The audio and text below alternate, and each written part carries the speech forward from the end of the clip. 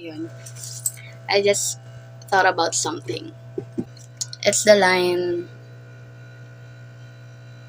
I was wrong when I thought I can trust them.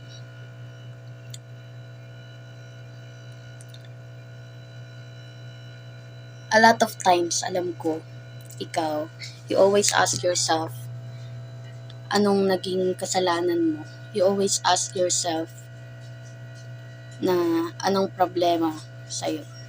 You always tell yourself na, ayun ka na naman, mali ka na naman ng desisyon, mali ka na naman ng piniling gawin.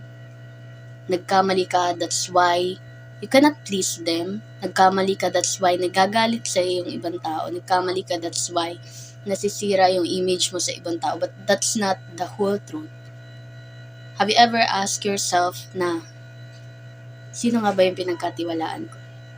Sino nga ba yung mga tao that I let myself be surrounded with? Are they healthy for you? Or they are not? And if they are not, think about it. Think about one thing that you can do na they're not healthy for me. So what can I do? At first, yes, we can pray for them. We can pray for our feelings. We can pray for those people na nasaktan tayo or na-disappoint tayo. But at the end of the day, you can do what can make you peaceful. You can do it. Not thinking about ano yung magiging tingin sa'yo ng tao. Siyempre, you will not hurt them back. Siyempre, you will not do the thing that they did to you. Pero, what I want you to remind yourself today is, hindi laging ikaw yung problema.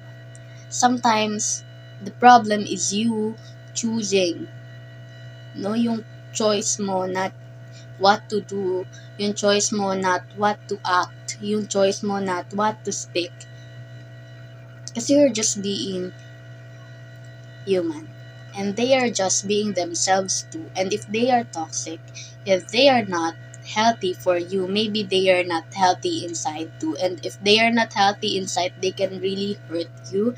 Not just for this ones, but for any way that they can. And just for any time. No?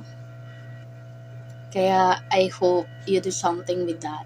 You do something with the things and the people that are not really healthy for you to keep.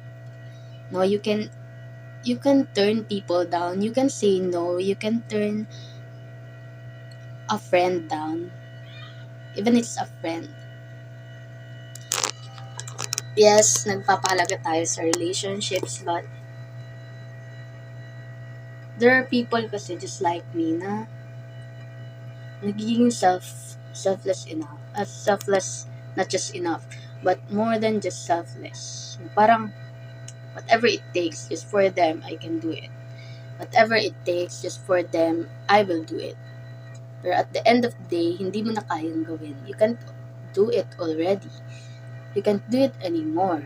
Na you have no strength at all. You have no love for yourself at all. Sobrahan ka sa pagtaliwas sa love yourself and self-care to the point na you gave people chances all over again for so many times. And those chances are not for them to change. Hindi nila ginamit for them to change, but those chances, ginamit nila to hurt you again. What's wrong? It's not what you did. It's not what you told them. It's not how you acted. It's how you chose the people that surrounds you.